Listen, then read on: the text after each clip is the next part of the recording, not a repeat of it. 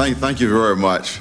I guess the first thing to do is to define what cosmic justice is as distinguished from whatever other kind of justice we may be familiar with. Traditional justice, I guess we can summarize, at least in the American tradition, as applying the same rules and the same standards to everybody. Cosmic justice is very different. It means equalizing the prospects of everybody. And those two things are not only different in concept, they are wholly incompatible with one another. If you apply the same rules and standards to everybody in baseball, Mark McGwire is going to hit 70 home runs, and there are going to be other people who will spend an entire career without hitting 70 home runs, including people in the Hall of Fame like Luke Appling, who twice won the batting championship. So if you want the one thing or the other, you can go for it. But the one thing you cannot do is pursue the two things simultaneously. Or rather, you cannot successfully do that. The Supreme Court has been pursuing the two things simultaneously for quite a while, leading to a lot of 5-4 decisions and inconsistent decisions. The requirements for the two kinds of justice are very different. The requirement for treating everyone the same is very simple. It's mass-produced. The requirements for cosmic justice must be handmade and tailored to each individual case. It's much more complex, and it requires a much larger amount of government power. Some third party must intervene to determine whether the outcomes are right, whether the prospects are right. Words, the very same words, have entirely different meanings within these two frameworks. In fact, as I mentioned in the preface to the book, what really set me off a few years ago to finish it up was a discussion with one of my colleagues at Stanford University, who shall be anonymous in deference to the libel laws, who talked about a level playing field. And it became painfully clear that what he called the level playing field is what I would have called a tilted playing field. Tilted so as to produce the results that he wanted.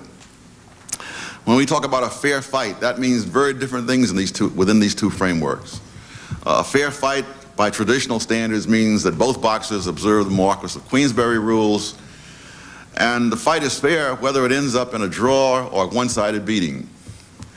From the other point of view, from the cosmic perspective, it's fair only when the two fighters enter the ring with the same prospects of winning. John Rawls has sort of summarized and epitomized these two differences. He distinguishes what he calls fair equality of opportunity from merely formal equality of opportunity. Traditional justice or fairness by Rawls' standards means simply that people are judged by the same rules. But genuine equality of opportunity, as he calls it, cannot be achieved by this method. Instead, he says, undeserved inequalities call for redress. And obviously, someone must have power in order to do that redress.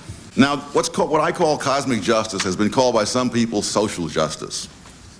But I think they're unduly modest, because they're trying to correct not only the inequities that they see in society, they're trying to correct the oversights of God or the defects of the cosmos.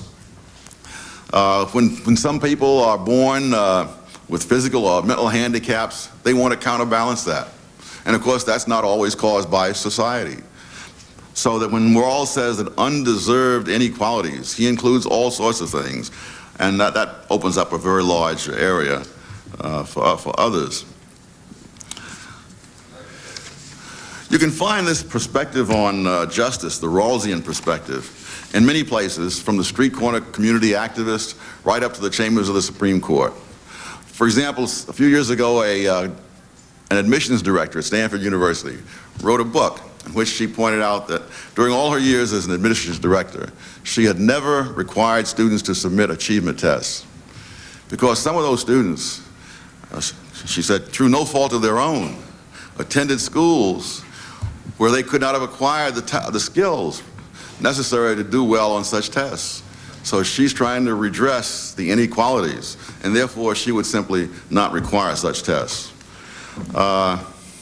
The Educational Testing Service is currently engaging in a renorming of test scores to take into account the social backgrounds and handicaps of the students, so that the score will then, again, redress pre-existing inequalities rather than applying the same standards to everybody. Whenever I hear the notions of fairness in education, I think back to my own education. And I think, thank God, my teachers were unfair to me when I was a kid growing up in Harlem. One of these teachers was a lady named Miss Simon, who belonged to what might be called the General Patton School of Education. I cannot even imagine that Miss Simon gave a moment's thought to my self-esteem. Every word that we misspelled in her class had to be written 50 times, not in class, but as part of our homework, and there was always plenty of other homework from her and other teachers. And so you misspelled 4 or 5 words, and you had quite an evening ahead of you. Very little chance of listening to the Lone Ranger. There was nothing that Miss Simon or anybody else could do about the fact that we came from homes where we did not have books and magazines, and we were not as familiar with those words as people from other neighborhoods might have been. So that was never an option. Nothing that schools could have done would have changed that. It would have been an irresponsible self-indulgence for them to have pretended to make things fair. If there's anything worse than unfairness, it is make-believe fairness. They could, like the College Board apparently is trying to do, pretended that we knew more than we did. And that would have made them feel good. It would not have done much for us. Instead, they forced us to meet standards that were a little harder for us to meet than they were for some other kids, but far more necessary for us to meet, because that was the only way out of poverty. Now, it so happens I became a high school dropout, but what I was taught before I dropped out was enough for me to score higher on the verbal SAT than the average Harvard student, which may have had something to do with my being admitted to Harvard in an era before affirmative action was even thought of. What if the teachers of that era had been imbued with the present-day conception of fairness? Where would my schoolmate and I be today? On welfare, in prison, perhaps in a halfway house if we were lucky. And would that not have been an injustice? To take individuals capable of independent, self-supporting, and being self-directed women and men with pride in their own achievements and turn them into dependents, clients, supplicants, mascots. Now, the primary purpose of mascots is to minister, to symbolize something that makes other people feel good. The actual fate of the mascot himself is seldom a major consideration. The argument here is not against real justice or real equality. Both of these things are desirable in themselves. The only argument is that some versions of these things are simply impossible, and that trying the impossible has costs and real dangers as well. After all, the people who manned the communist movement around the world before the Soviet Union was established didn't devote themselves to this cause for the sake of creating gulags and secret police and territorial aggrandizement. They did it because they were seeking social justice. But what actually happened shows some of the costs and some of the dangers of that.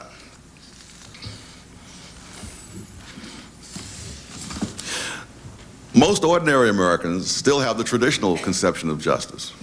And that means that people who have this cosmic notion of justice must misrepresent what is happening as being a violation of traditional justice. And therefore, they must, for example, misrepresent test results as being either arbitrary barriers to advancement or deliberate efforts to perpetuate inequalities. As Joseph Schumpeter once said, the first thing a man will do for his ideals is lie. The next thing he will do, and this is my addendum, is character assassination. Those people who disagree with those with the vision of cosmic justice must be stopped, in their view, by all means necessary. And that, of course, includes character assassination. They must be bought, to use a verb of our time. Now, the people who are the victims of this atmosphere of character assassination are not simply those who are targeted. The whole society is a victim, because you're not going to be able to attract into the public arena people who value their privacy, who value protecting their families from humiliations, if in fact disagreements become simply grounds for smears. In a sense, the people who are caught up in the vision of cosmic justice are also victims, because once having demonized other people, they really cannot go back to square one and re-examine the evidence and find out whether what they've been advocating has been producing the results they want or producing totally different results. And so they're locked into the vision. They have too much of a stake in it to ever think about doing something different. There's a great deal of talk about income distribution. And you might think that this is talk about income distribution among people. It's not. It's talk about income distribution among abstract statistical categories. We're constantly hearing how the top 20% of American income earners, households, make X times as much as the bottom 20%. But these are not people. In terms of people, there are 39 million people in the bottom 20%.